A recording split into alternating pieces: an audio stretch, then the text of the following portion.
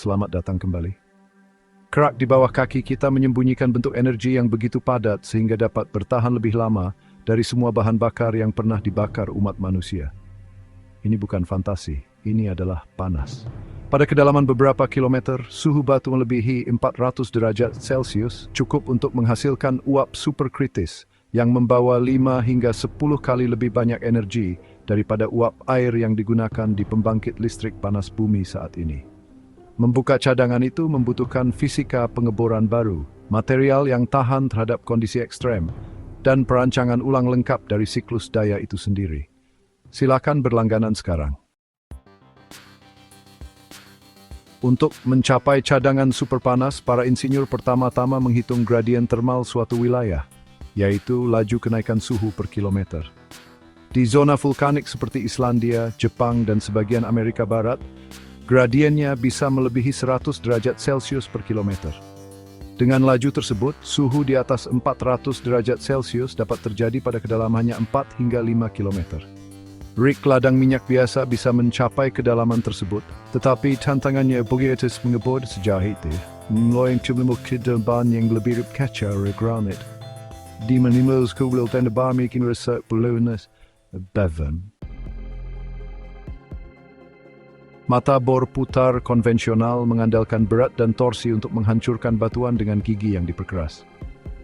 Pada suhu 400 derajat Celcius, baja melunak, bantalan rusak, dan lumpur pengeboran yang dirancang untuk mendinginkan mata bor langsung mendidih. Untuk mengebor lebih dalam, para peneliti beralih ke pengeboran non-kontak. Metode yang mengandalkan energi bukan kekuatan mekanis untuk menghilangkan material. Buang banis advance bawah ni borin pisat lambang meter. Bayangkan seberkas energi elektromagnetik, mirip seperti gelombang mikro yang memanaskan makanan, tetapi terpusat menjadi kolom daya setipis pensil. Ketika energi itu mengenai batuan, energi itu menggairahkan molekul-molekulnya, menyebabkan ekspansi cepat yang memecahkan permukaan. Zona plasma terbentuk. Lapisan terionisasi yang menyerap lebih banyak energi, menciptakan terowongan gas superpanas yang berkelanjutan. Berbeda dengan pengeboran konvensional, tidak ada mata wajah. Batuan itu sendiri jadi gas datil, baik terlek han geing steng description. Fisika di baliknya mengandalkan kehilangan dielektrik dan resonansi. Kebanyakan batuan beku mengandung silikat dengan ikan polar yang merespons kuat terhadap medan elektromagnetik pada frekuensi tertentu, biasanya sekitar 30 hingga 300 GHz.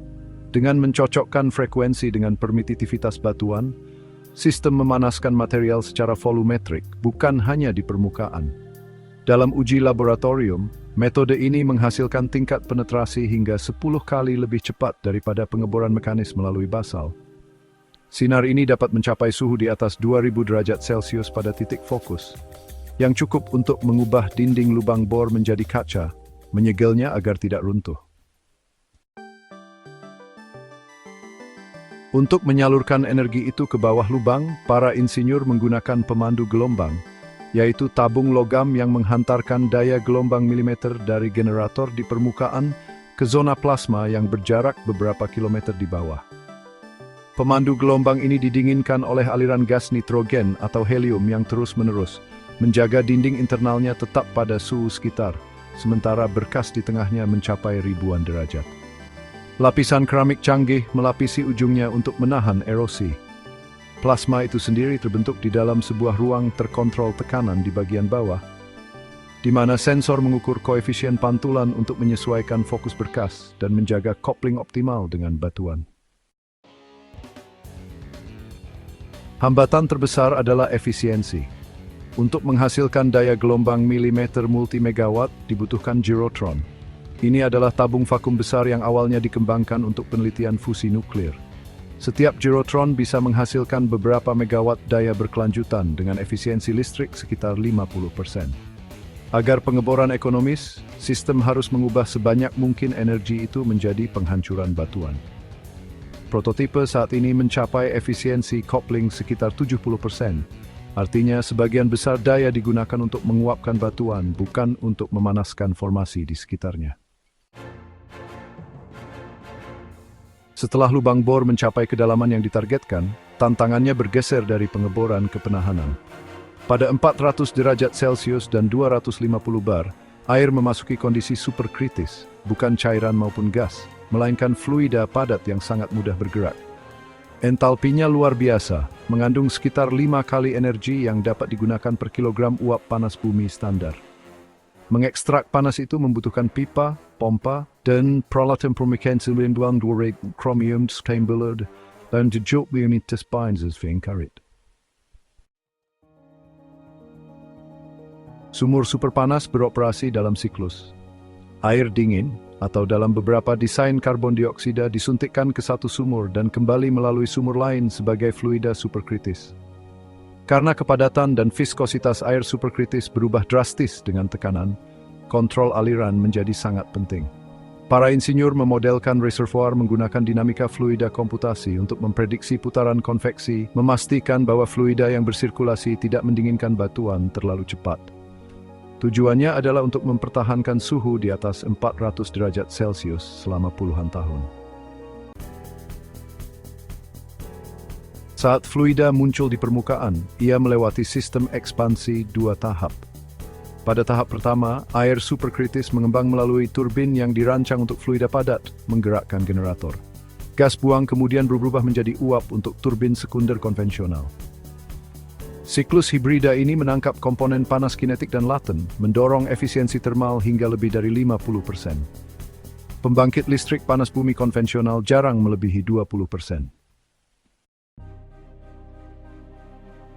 Pada suhu setinggi itu, ilmu material menjadi pendukung yang tak terlihat. Setiap sambungan, katup, dan selubung harus tahan terhadap serangan kimia dari silika, belerang, dan logam terlarut. Para insinyur mengandalkan paduan seperti Inconel 718, Hastelloy X, dan baja yang diperkuat dispersi oksida yang menjaga integritas struktural hingga di atas 700 derajat Celcius. Komposit keramik kini sedang diuji untuk zona terpanas. Sensor yang terbuat dari serat optik safir memantau tekanan dan suhu in real time, tidak terlalu interview the perminus. Tahap pengeboran hanyalah permulaan. Pengelolaan panas di dalam reservoir menentukan apakah proyek ini berkelanjutan. Seiring waktu, batuan mendingin, dan jika aliran air terlalu cepat, keretakan termal dapat menutup atau menyebar secara tidak terduga.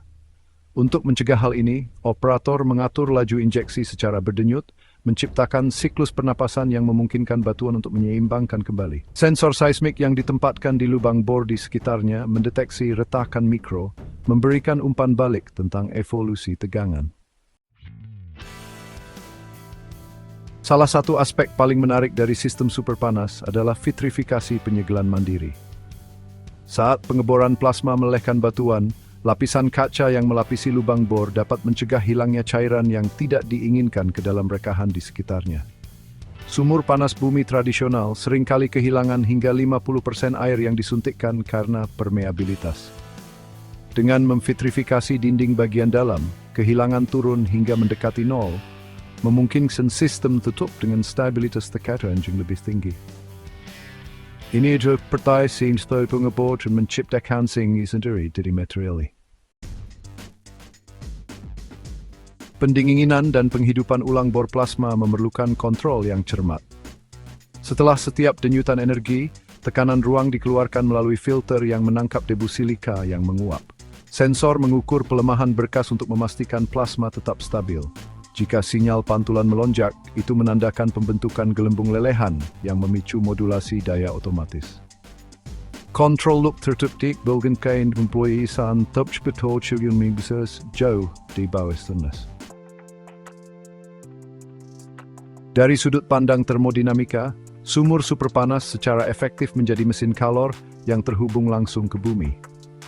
Reservoir panas berfungsi sebagai sumber suhu tinggi dan fluida yang disuntikkan menyediakan media kerja. Karena perbedaan suhu antara reservoir dan permukaan sangat besar, batas efisiensi Carnot jauh lebih tinggi daripada panas bumi standar. Untuk sumber 400 derajat Celcius dan pendingin 30 derajat Celcius, maksimum teoretisnya sekitar 55%. Sistem aktual dapat mencapai 45 hingga 50%, menyaingi turbin gas siklus gabungan modern tanpa membakar bahan bakar apapun.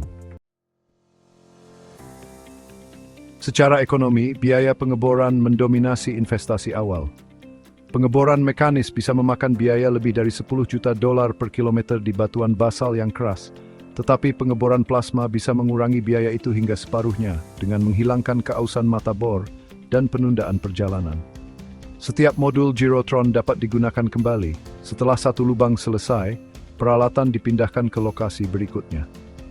Untuk beberapa sumur, biaya energi per megawatt jam bisa turun di bawah biaya bahan bakar fosil, asalkan sistem berjalan terus-menerus selama 20 tahun lebih. Penurunan suhu termal masih menjadi perhatian. Berbeda dengan ladang panas bumi dangkal yang mengandalkan reservoir konvektif, sumur superpanas memanfaatkan panas konduktif dari batuan padat.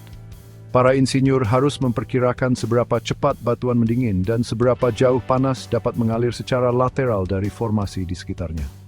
Model numerik menunjukkan bahwa reservoir sedalam 5 km dengan suhu 400 derajat Celcius dapat mempertahankan produksi 50 MW selama beberapa dekade sebelum suhu menurun secara signifikan. Memberi tekanan ulang pada reservoir dengan cairan yang lebih dingin dapat memperpanjang masa pakainya lebih lama lagi. Mengembangkan teknologi ini bergantung pada otomatisasi pengeboran. Setiap sistem plasma dipandu oleh sensor dan algoritma AI yang menafsirkan umpan balik akustik dan elektromagnetik untuk mengarahkan berkas.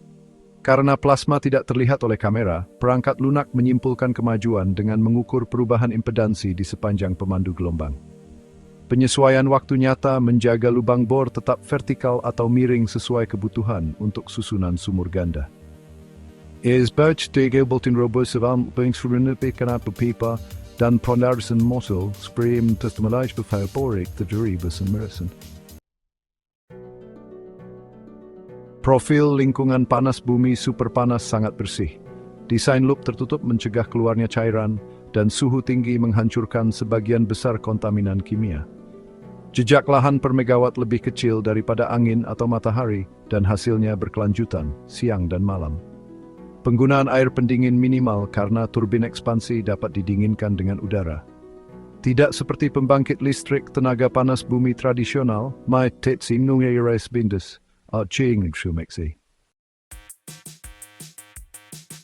bahkan panas sisa dari pengeboran pun bisa didaur ulang. Gas nitrogen atau helium yang digunakan untuk mendinginkan pemandu gelombang keluar pada suhu beberapa ratus derajat. Dan ini dapat memanaskan awal air yang masuk untuk tahap berikutnya, yang meningkatkan efisiensi total sistem.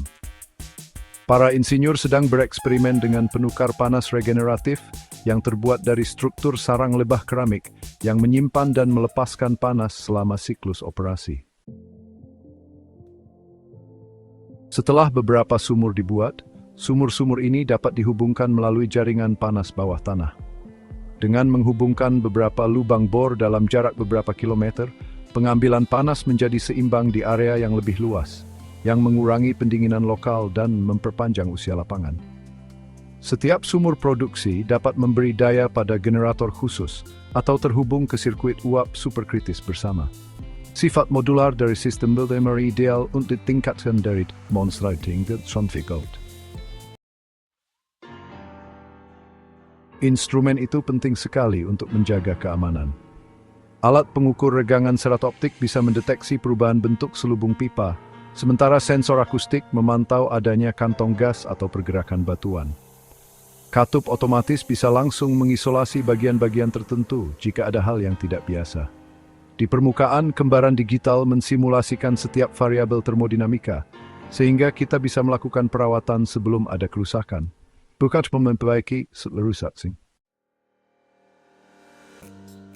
Dari sudut pandang pendidikan, teknologi ini menyatukan berbagai domain fisika, elektromagnetisme, termodinamika, ilmu material, dan teori kontrol menjadi satu sistem. Ini menunjukkan bagaimana penguasaan transmisi energi pada panjang gelombang milimeter dapat membuka batas energi yang sama sekali baru. Pengeboran plasma, yang dulunya hanya terbatas pada laboratorium penelitian, kini menjadi proses industri dengan metrik yang jelas dan kinerja yang dapat direproduksi. Jika berhasil, pengeboran batuan superpanas bisa mengubah definisi daya beban dasar. Satu lokasi saja bisa menyediakan listrik bersih selama berabad-abad hanya dengan memanfaatkan panas internal bumi. Karena kepadatan energi reservoir superkritis diukur dalam puluhan gigawatt per kilometer kubik, hanya beberapa sumur saja yang dibutuhkan untuk memberi daya pada seluruh wilayah.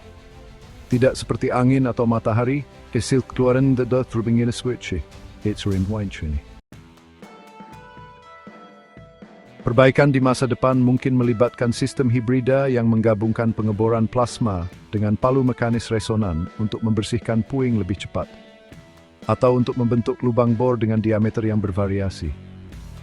Penelitian juga sedang dilakukan untuk menggunakan laser karbon dioksida sebagai lubang percontohan awal, menciptakan saluran yang memandu berkas gelombang milimeter dengan lebih presisi. Integrasi penggelombang superkonduktor dapat meningkatkan efisiensi dengan mengurangi kehilangan daya selama transmisi. Setiap revolusi teknologi dimulai dengan memecahkan satu kendala yang sulit. Untuk tenaga panas bumi, kendala itu selalu adalah suhu. Dengan melampaui batas 200 derajat Celcius yang menjadi ciri sistem tradisional, umat manusia memasuki ranah di mana bumi itu sendiri menjadi sumber energi yang hampir tak terbatas. Mencapainya membutuhkan keberanian untuk mengebor lebih dalam, kesabaran untuk menyempurnakan kontrol plasma, dan ketepatan fisika terkait selaras. Kisah pengeboran batuan superpanas bukanlah cerita fiksi ilmiah, melainkan penerapan hukum fisika dalam skala yang belum pernah terjadi sebelumnya. Energi ada di mana-mana di bawah kita, menunggu di balik beberapa kilometer batuan. Alat untuk mencapainya, gyrotron, keramik, dan sensor optik sudah ada. Yang tersisa adalah tekad untuk membangun, menguji, dan belajar dari kedalaman. Primig boas, bis retrial med